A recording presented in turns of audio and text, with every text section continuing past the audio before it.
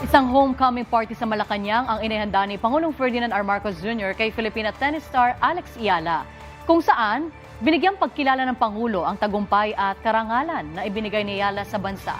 Nagbabalik si Harley Valbuena, nakatutok.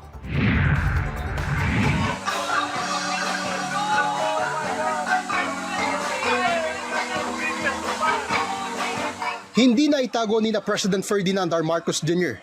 at First Lady Liza Araneta Marcos ang pagka-starstruck nang makita ang Pinay tennis sensation na si Alex Ayala.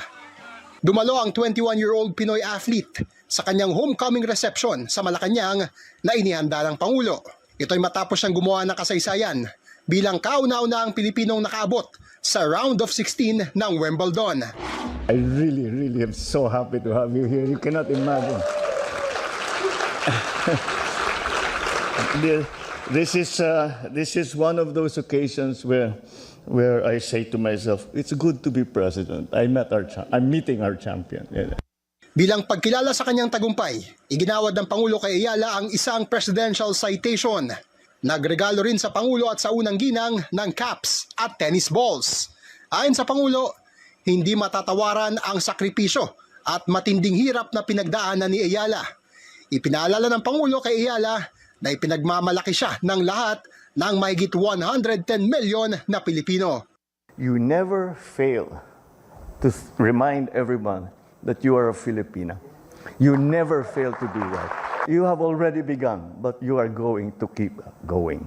Tiniyak naman ni Ayala na palagi niyang bitbit ang pagiging Pilipino saan mang torneo siya sumabak. I promise that I will continue to represent the Philippines in the best way that I possibly can. Lubos kong ipinagmamalaki ang pagiging Pilipino. Matapos ang laban sa Wimbledon, sunod na sasabak si Ayala sa Mubadala DC Open sa Washington DC, USA.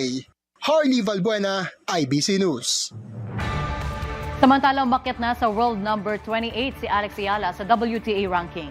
Kasunod yan ang kanya makasaysayang kampanya sa Wimbledon Open, kung saan siya ang kauna-unahang Pinay na nakatungtong sa 4th round ng single Grand Slam tournament.